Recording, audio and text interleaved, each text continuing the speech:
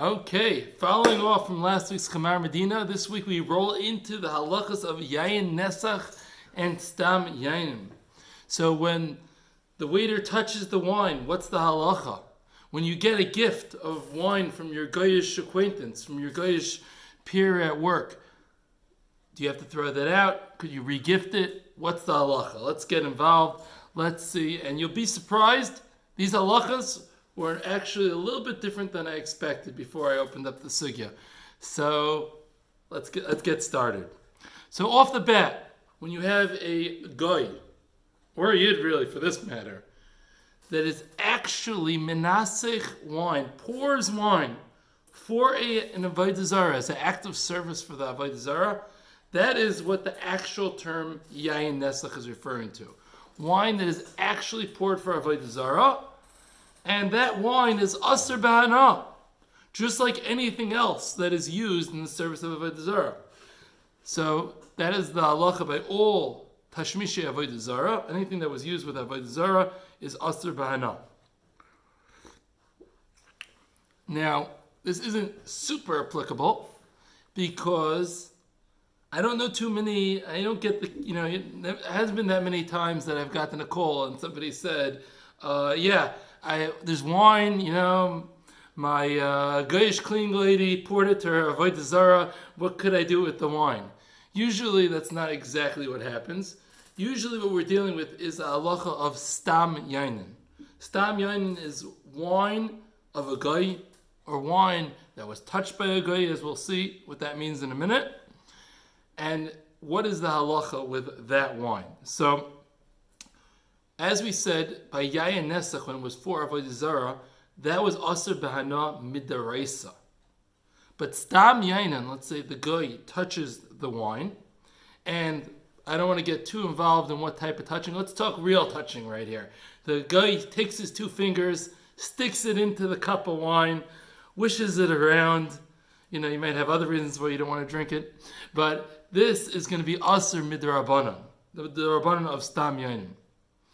Now, this issurim of Stam Yaynom, is it based on the reasonability of the issurim should it apply? And if the reason behind the issurim doesn't apply, then the issurim won't apply and it'll be mutter? Or is it like the most gezeras, so to speak, that there's a gezerah, if the batal tam, if the reason no longer applies, the gezerah will still stand. Now, let's leave that question out there, and we're going to ask another question, which is going to play into that. Why are we geyser Stam Yaynom? Why are we not allowed to drink the wine of a goy? What's the issue? So there's a Gemara in avodah zarah on Lamed Vav Beis that equates the isser of Stam Yaynom with the other machili asur, the asur things that are things that are asur to eat midrabanan, and says it's mishum chasen. Mishum b'naiseim is actually the exact term. It's because of their daughters, the daughters of the goyim. It will cause intermarriage. So just like pas akum and bishul akum and maybe cholav akum, maybe not, the isser is based on that if you get too acquainted and have too much to do with the goyim, that will cause intermarriage, and therefore, to prevent that, we have the isser of Stam Yaynom. However, the Mishnah on Chav Tesem Beis that introduces the isser of Stam Yaynom seems to understand it to be an extension of Yayin Nesach. And in fact, now most of the time, when people refer to the isser of Stam Yaynom in the modern day tongue, people call it Yayin Nesach, even though that's not absolutely accurate. So that Mishnah seems to, certainly in Rashi, how it's explained, it's an extension of Yayin Nesach. Yayin Nesach is an isser alt avodah zarah, and we're choishish maybe the guy used this wine for avodah zarah, and since maybe the guy used the wine for avodah zarah, therefore it is usher to you. So which one is it? Is it a gezeir midrabanan because of binay seyam, intermarriage, to prevent intermarriage, or is it based on a concern of avodah zarah? So it actually seems that this is not a machlokes. The Gemara is going with both of them, all of the above, both choices. There are two reasons behind the isser of Stam Yaynom, both bishum binay seyam, intermarriage, and because of a concern of avodah zarah. I just want to speak out a theory. Sometimes the Gemara uses the term binay seyam, and sometimes it's uses the term mishum chastanis, which seemingly mean the same thing. It's to prevent intermarriage. If you're allowed to drink wine together with the guy, it could lead to intermarriage. I want to suggest that I don't know if this plays out because I haven't looked through all the examples, but I want to give a suggestion that maybe binay seyam is that term that's used here as opposed to the term that's sometimes used mishum chastanis, is because over here it could create problems even without proper marriage. It's the type of wine is the type of thing that will get you, a nice Jewish boy to hang out with a nice Goyish girl, and could create problems even if it doesn't end up in official marriage. So maybe that's the reason why it uses the terminology mishum binay seyam as opposed to the terminology mishum chastanis, because even if it doesn't end up with a proper chasana. So I don't know if that plays out across the board, but that's a theory from what I've seen. Fine. Now, why is it, a lot of the Rishonim ask, why is it that when it comes to Yayin Nesach, Stam Yaynom, the Gemara says it's Asr Bahana. First, the Gemara, Stam Yaynom, it's not just Asr to drink, it's Asr Bahana. Whereas the other issurim derabanan, whether it's pas akam, bishul akam, gvinas akam, cholav akam, there's even a shemen akam, which whatever without getting too involved in, all these other issurim, they're only isur of achil or shtia. There is no isur hana. So the Rishonim want to know why the Gemara says there is an isur hana on Stam Yaynom. Why isn't it any different? So I saw three different approaches in the Rishonim. The pshat of Rashi is, since Stam Yaynom is a worry of Yayin Nesach, and we're really choshesh that maybe it's Yayin Nesach. Well, Yayin Nesach is Asr B'Hana, and if there's a chashash that the goy was menasech the wine, then we're worried about the chashash. What's the gezerah? Worry about the chashash. If we're worried about the chashash, then Stam Yaynom also has to be Asr B'Hana. There's the approach to the Tosfos and the Tosfos Rush. They quote Rashi's pshat as one option, and they bring a second option as the potential reason for the isser of Stam Yaynom, namely that wine is more dangerous than the other issurim. You don't want to be. It could lead to the wrong things having some bread with the guy, but it's much more of an issue to have wine with the guy. It's much more likely that you're going to run into problems having wine with the guy versus having bread with the guy, or versus eating the cooking of the guy. Therefore, since it's much more dangerous, we don't just aser it in drinking, we also aser it behana.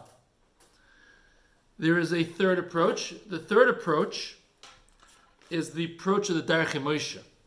The Derech Moshe says that if we were to allow Hana on Stam Yaynom, then what would happen is that we would end up allowing Hana on Yayin Nesach, because we're going to always equate Stam Yaynom and Yayin Nesach. Harai, you see, everybody gets it messed up all the time, and therefore, if we would say that there's only an isser of shtia on Stam Yaynom, and there would be no isser shtia on Yayin Nesach, it would come out that on Stam Yaynom, it would come out that people would allow to have Hana and Yayin Nesach, and that's the third possible approach. Now let's think about it nowadays. Is Yayin Nesach a real chashash nowadays? So seemingly, Yayin Nesach doesn't seem to be something that we see very common. First of all, the Oived Avodah Zarah Chevra is not so big nowadays. The world's getting less religious by the day. The Arabs aren't Oived Avodah Zarah. The Christians, it's a machlokes rishonim, whether we view Christianity as Avodah Zarah. But even on the tzad that Christianity is considered Avodah Zarah, nevertheless, it's not common practice, even in Christianity, to start pouring wine towards idols. It's not regular, normal practice. The Buddhists, the Hindus, I Googled it, and I saw even in Buddhist and Hindu practice, there's not much wine libation that goes on for that either. So really, the major issues are these little far-off, little small groups in middle of Yehupitzville, in the middle of the Philippines, in the middle of China, in the middle of Japan, that still do wine libations, but these are very far-fetched chashash. So nowadays, if there's no real chashash of Yayin Nesach, which one of these chashashos still apply? So if you're going to learn, like the first pshat, it's a gezerah that we're worried about Yayin Nesach. Well, we're not really so worried about Yayin Nesach nowadays. If it's the second pshat, the reason why we ask about Hana is Mishum B'nai Sehem, to prevent intermarriage. Well, that's a very grave concern nowadays. Intermarriage is rampant. Intermarriage is ripping through the Jewish people. So therefore, that would be a good reason to even nowadays ask about Hana. It's actually a very interesting, I'll throw you a little pshat that I like to say by the Pesach Seder every year. There's, everybody knows that before Shweki we still said it also, that we were always able to last throughout the generations. So the Mefarshim asked, why are you saying Vihi Sheyamda? You're really referring to HaKadosh Baruch Hu stood up for you. We usually, Vihi is and she stood up. It's a Lashon feminine. Why do we don't usually refer to HaKadosh Baruch Hu in the feminine Lashon? So a beautiful pshat that I once saw is when you say Vihi Sheyamda, you're holding up the cup of wine. And you're saying Vihi, you're referring to the wine. Yayin is the Lashon, a feminine Lashon. This is what stood up to us. This prevented intermarriage. The fact that we kept the halachas of staying away from Yayin Nesach, that's what prevented us from intermarrying throughout all the generations. And we could see that the barriers to stay away from the goyim is what really saved Klal Yisrael in preventing intermarriage. So that's for sure an issue nowadays. And if you learn the Pshat of the Darkei Moshe, listen, if you would come to allow Hana by Stam Yaynom, you're going to come to allow Hana by Yayin Nesach, it's not such an issue these days. We don't have big Yayin Nesach problems. So only according to the second Pshat is the issue still alive nowadays. But once again, we don't always, just because the tam of the gezerah isn't there, we don't always take away the gezerahs. In fact, 95% of the time, we don't take away the gezerah. So it's actually interesting. The Rashi and the Mishnah says, even Bisman Rashi, even 1,000 years ago, when people were a lot more religious than they were nowadays, Rashi says that nowadays, Stam Yaynom is only usher to drink. The Isser Hana doesn't apply, which is a quite a wild, crazy statement. The Gemara says, Mefurish, Stam Yaynom is usher b'Hana. And comes along Rashi and says, nowadays, Stam Yaynom is mutter b'Hana. Because that's not common nowadays. And Rashi was living in a place amongst Christians. I don't know what Rashi's shita was, whether Christianity had a din of avodah zarah. Most Rishonim felt that it did have a din of avodah zarah, but some of them didn't. However, Lemaisa, even if Rashi felt that they were avodah zarah, the Christians, still they didn't do wine libations. They didn't do Yayin Nesach. That wasn't normal practice. So, and Rashi's also saying something pretty extreme here, that batal tam batal gezerah, which is something we usually don't say. However, over here it is more common. in these isuri derabanan of food, we do see it. And one of such examples is pas palter. You're not allowed to have bread of the guy. But if it's a bakery, if it's a commercial exchange, we see you're allowed to have the bread. And, certain Ramoshas, one about steaming commercially, where he's matter, because once again, factories, where Moshe wants to say there's no gezerah there, and we see it's one of the factors in mattering chol stam without getting involved in that whole sugya. But part of the basis for Moshe is also based on the fact that when it's on a commercial, someone explain, not everybody agrees to this point actually, but some people will explain Moshe on a commercial level, it's easier to be makel because there's less of a tam for the gezerah, so the gezerah isn't as strong. Which once again, that's opening a loaded topic. But we see in these machalos isuris derabanan, there's more room to say batal gezerah, batal atam, batal gezerah. So over here, Zakt Rashi, batal atam, batal gezerah. The Ra'ah, another Rishon, seemingly says like Rashi, that the Isser Hana is dependent on reasonability, and when there's no reason to ask the chashash of Yayin Nesach isn't here nowadays, therefore we are not going to aser it behana, just like pas palter. Okay, so it seems from this Rishonim, and the Taz pretty much spells this out explicitly, the Iker Gezerah of Stam Yaynom is Mishum B'nai Seim, just like the other Isuri Derabanan, it's to prevent intermarriage. The elevation from a mere Isser Shtia to a Isser Hana, that is based on Yayin Nesach. And therefore, when Yayin Nesach, according to these two Rishonim, Rashi and the Ra'ah, when Yayin Nesach is not a factor, or not a big factor at least, we are going to keep the Isser Shtia Mishum B'nai Seim, just like the other Mechaz Asuris Derabanan, and we're going to drop the Isser Hana because it is not very applicable. How do we paskin? So it's actually the Shulchan Aruch in Yardea, Simin Kuf Chaf Gimel, the Mechaber paskins, that Stam Yaynom is Asr B'Hana, as you would expect.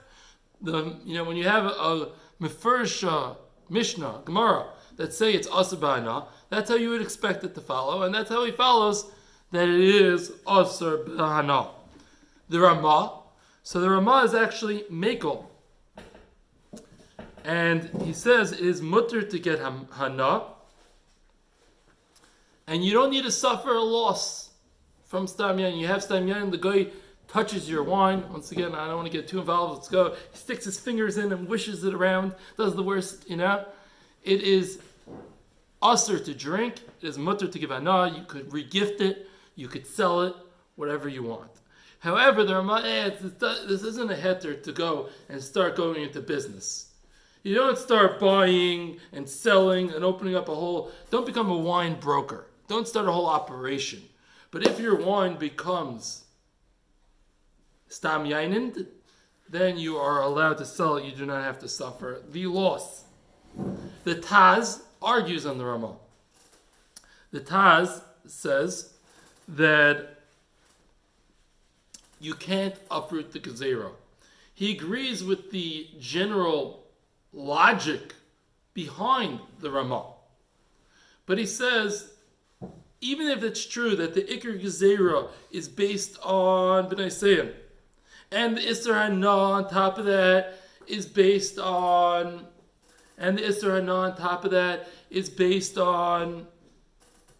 the Yayin Nesach. And it might be true that the tam is batal nowadays and the tam doesn't apply. However, when you have a gezerah, you have a gezerah. Who cares if the tam is batal? The gezerah still stands. And therefore the Taz says it's still asr ba'ana. The Chacham Sadam, he says that hamachmer tavil bracha. M'ikar adin, you're allowed to be mekel, but hamachmer tavil bracha to asr ba'ana. L'maisa, the psak seems to be that we say there is you are allowed to get hana, like the Ramah, for Ashkenazim. You are allowed to get hana from that bottle of wine. However, would it be bal tashchis to say I want to spill it out? No. Would it be maybe an Inyan or a Maila of not getting hana? There could be a Maila, a Darga, but if you want to know what the halacha is, the halacha clearly is that you're allowed to get hana from that wine if you're Ashkenazi. If you are Sephardi, that Stam Yayin is going to be Aser Behana. I was wondering if the Sephardi could let the Ashkenazi steal the wine from him, if you know what I mean. Maybe. Okay. So as we said, definitely the Psak Halach is to be Mekel, there is room to be Machmer.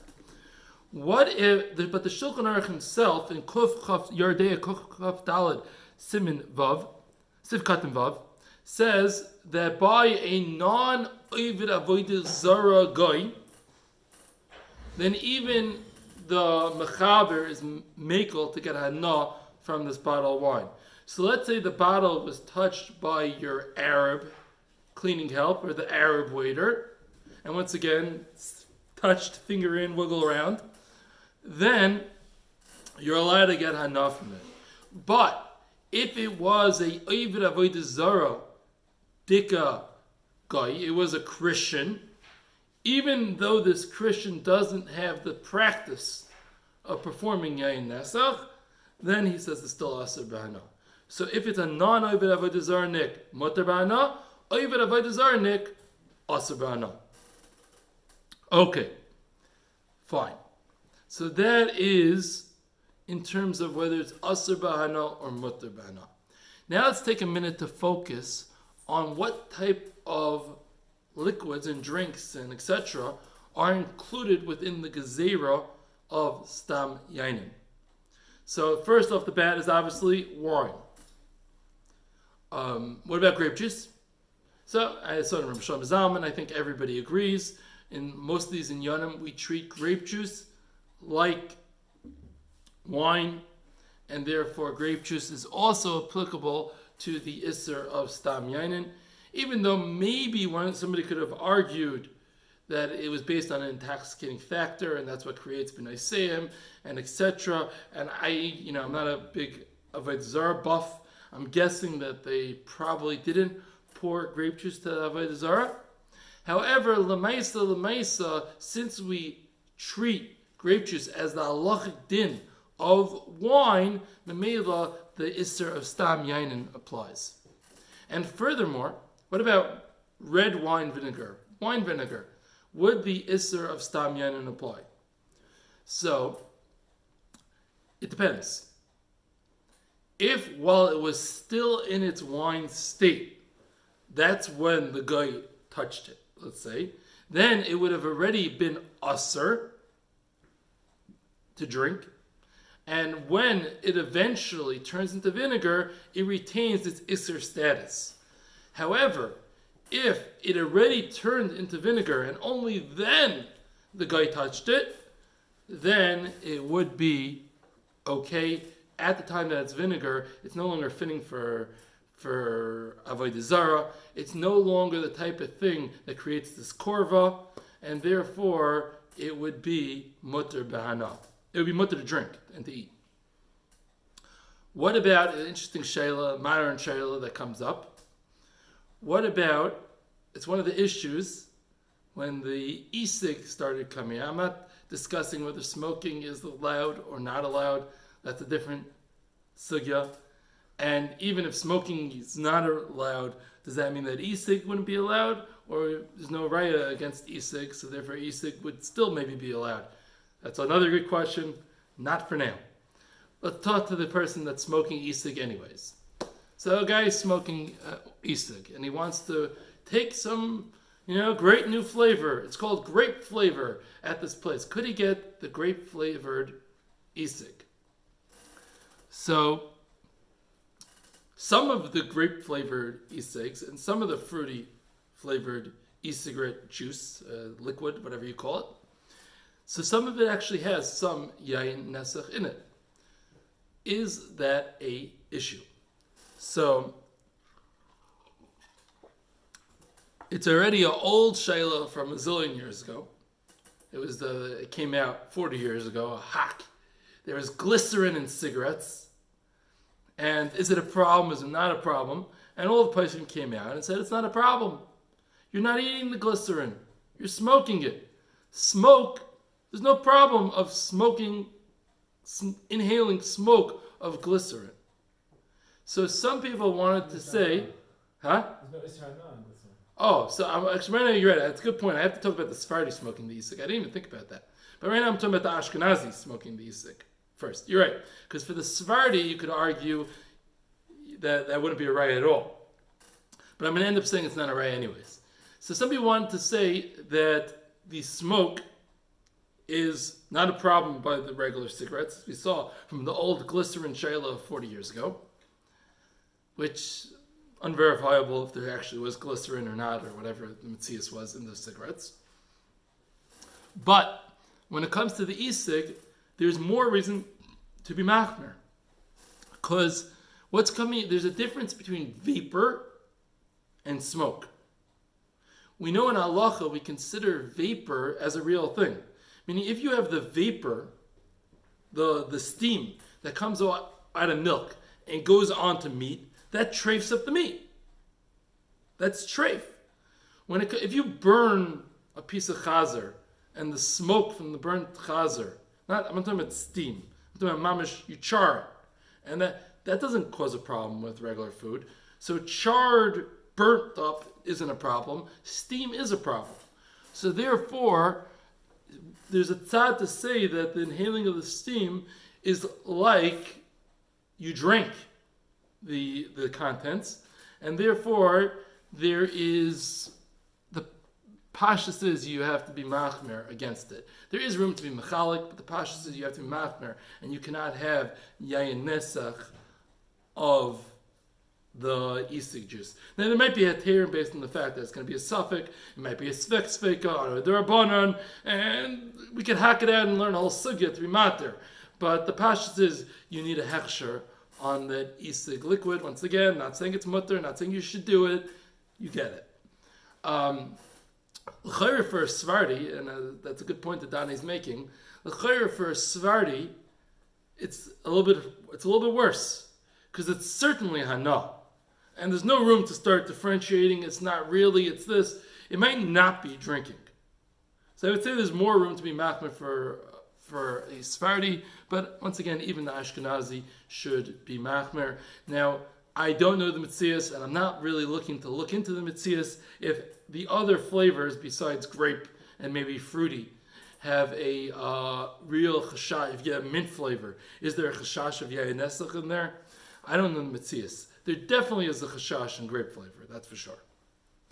Okay, that next, past isik. So, let's talk for a minute about Yayin Mevushal. We all know that Yayin Mevushal, that's mutter, right? As long as the wine is cooked, no Stam Yaynom issues, all good, end of the story, we close the sefer, right? Is it tapashit? Think it's tapashit?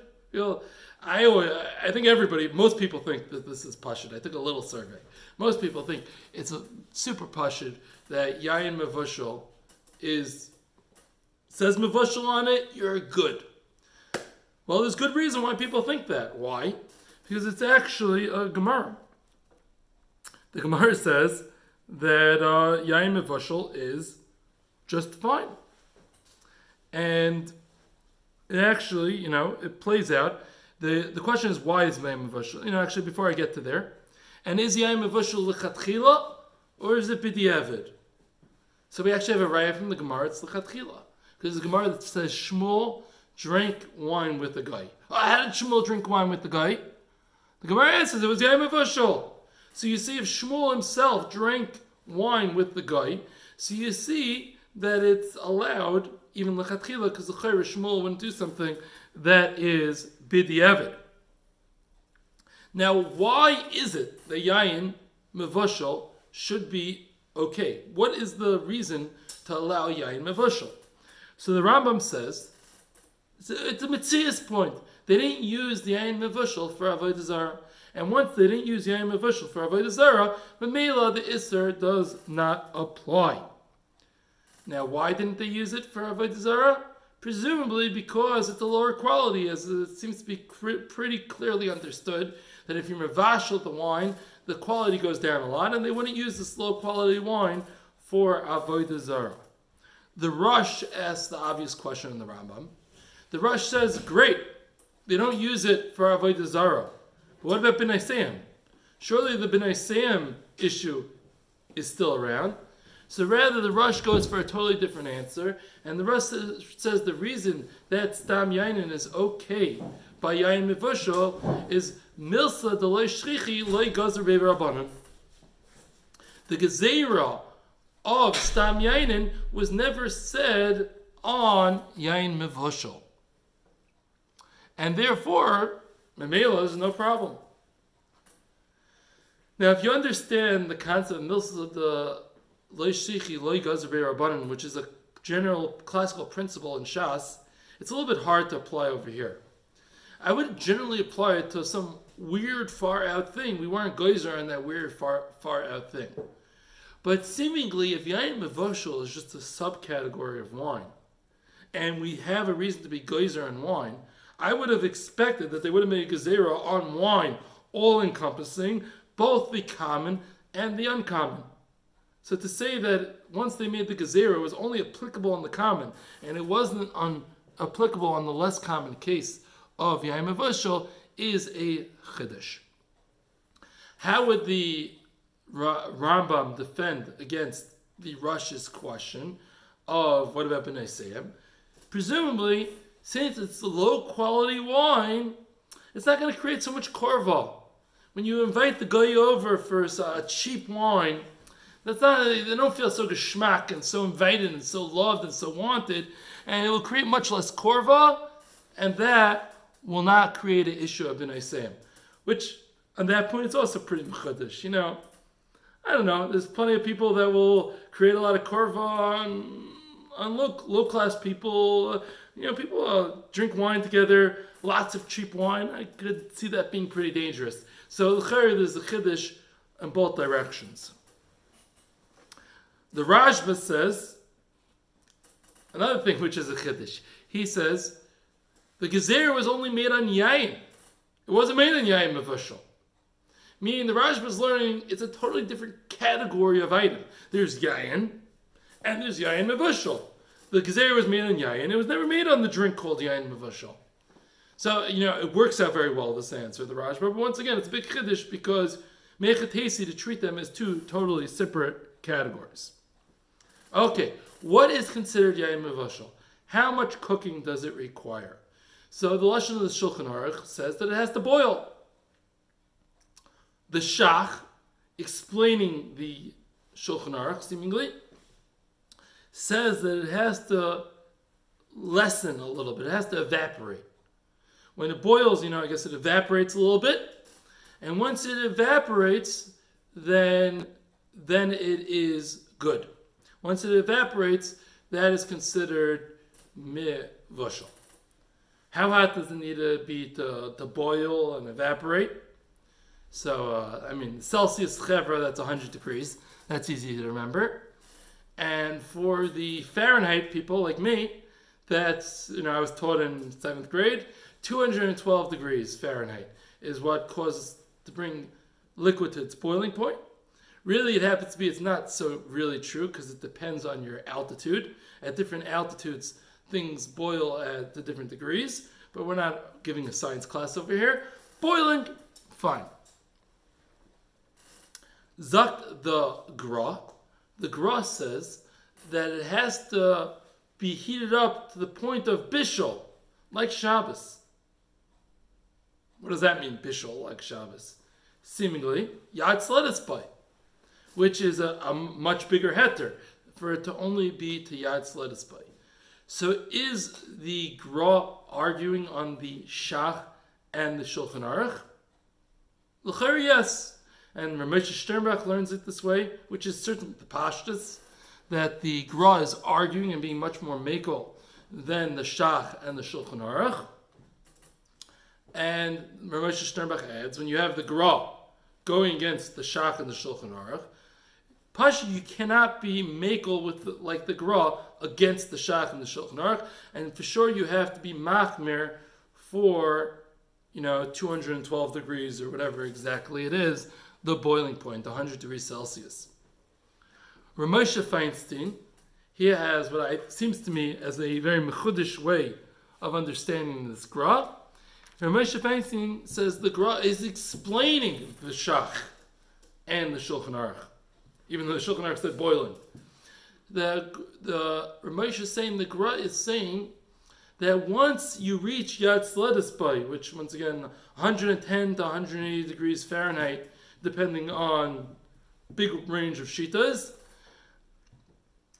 the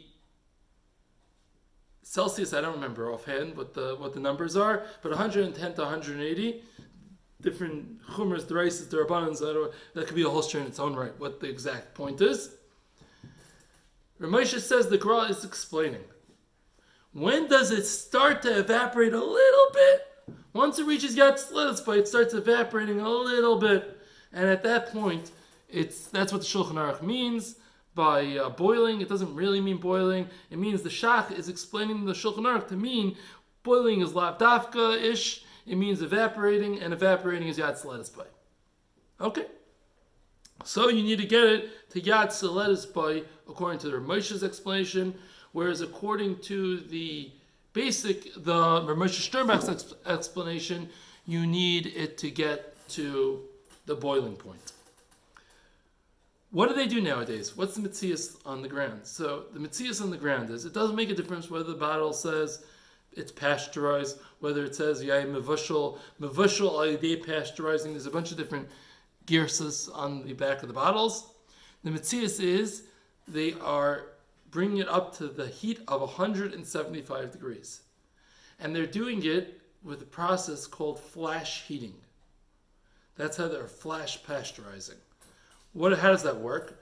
They run the wine through pipes.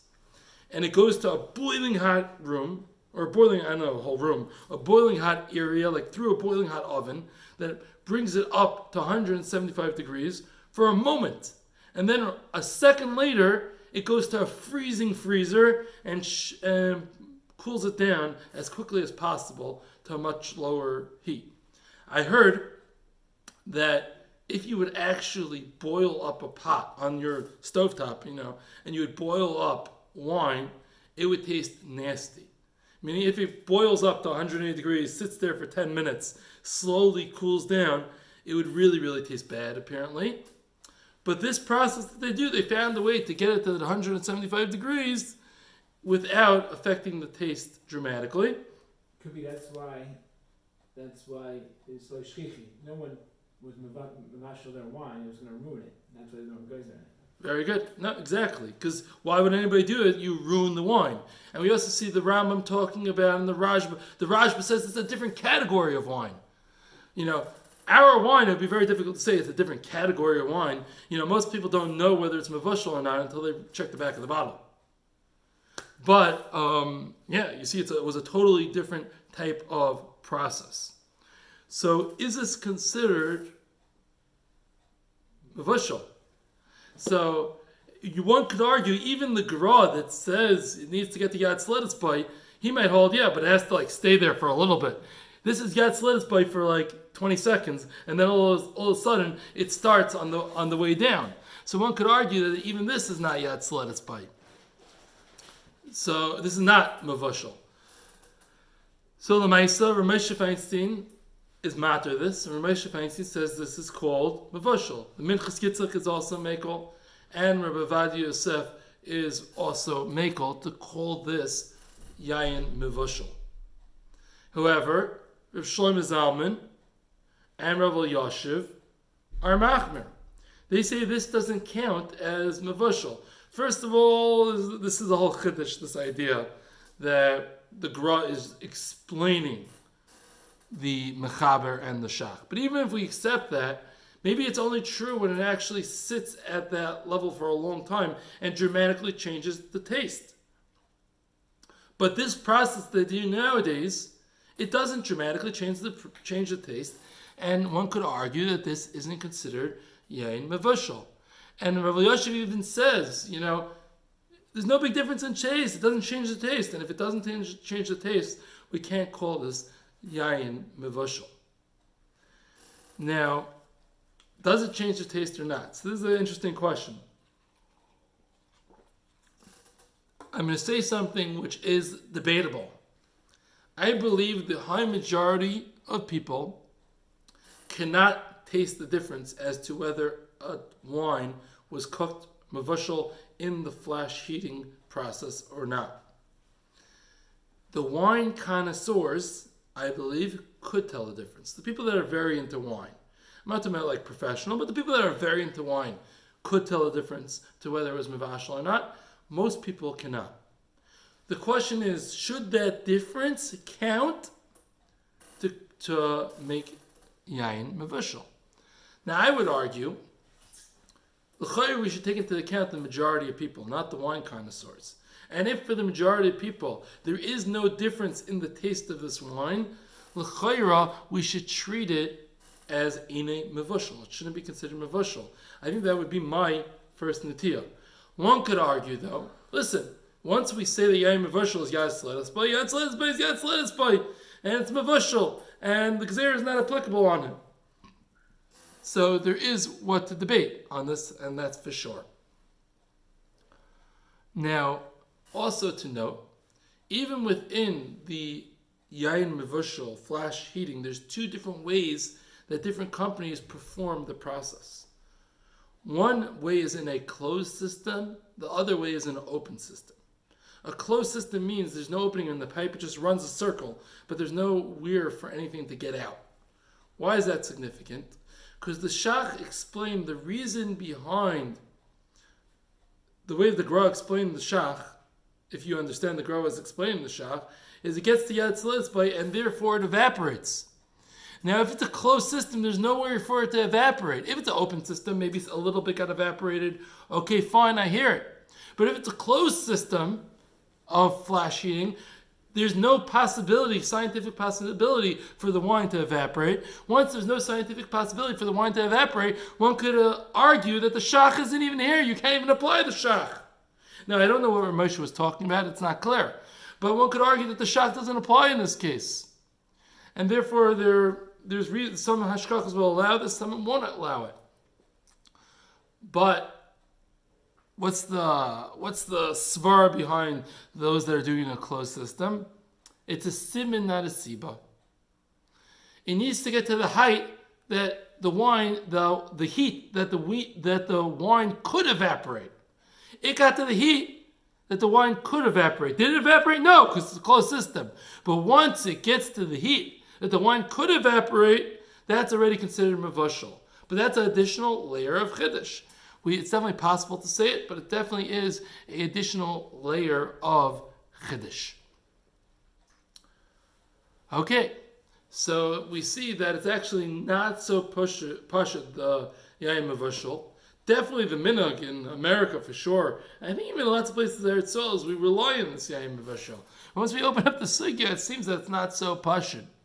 So I'm not telling you, if the guy touched the Yayin Mevushal and you call me up, I'm going to be mekel.